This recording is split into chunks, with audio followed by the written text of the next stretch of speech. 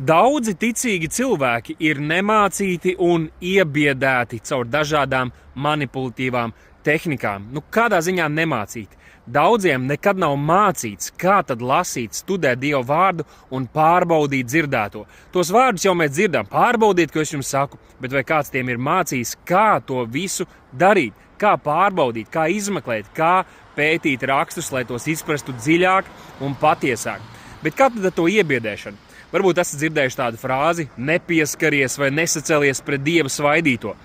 Tādi vīri vai krāpnieki kā Benijs Hins un citi jau gadu desmitiem to ir runājuši un teikuši, ja gadījumā kāds ir kritis pret viņiem, tad nepieskaries vai nesacelies pret Dieva svaidīto. Citādi tu kritīs, Dievs tevi sitīs, Dievs tevi pārmācīs, Dievs sargās savus svaidītos.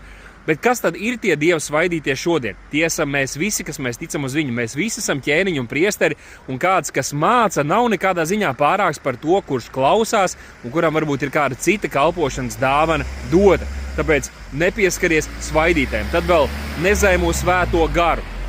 Un redziet, šādi termini, nepieskaries vai nesacelies par Dieva svaidīto un nezaimo svēto garu, kad viņi tiek izrauti no konteksta, tad viņi var tikt pielietot jebkurā situācijā. Vienalga, ko tu saki vai ko tu dari, tev var pateikt, tu jau esi uz robežas, tu zaimo svēto garu, un tūlīt pat tu apstāsies domāt, izmeklēt, pētīt, jo tu taču negribi grēkot pret svēto garu un pazaudēt savu pestīšanu, lai gan arī šīs frāzes nozīmē kaut ko pavisam konkrētu. Tad, protams, seko pārmetumi par farizeismu. Neuzmanies, ka tu esi farizejs burta kalps, jo tu gribi saprast to, ko Dieva vārds saka. Protams, ka tāds cilvēks taču ir farizejs, jo farizeji bija nevis liekuļi un tādi, kas nicināja liecību par to kungu un atmeta to, ko Dieva vārds patiesībā teica un turējās pie cilvēku mācībām un tradīcijām. Bet nē, farizeji bija tie, kuri ieklausījās, kā Marija, ieklausījās Jēzus vārdos un to arī vēlējās turēt. Bet jā, tas ir viens no biediem, ar ko var saskarties. Un tad vēl viens ir, ko arī es esmu novērojis, un man arī tuvi cilvēki ir skarti, ir tas, ka viņiem pārmet,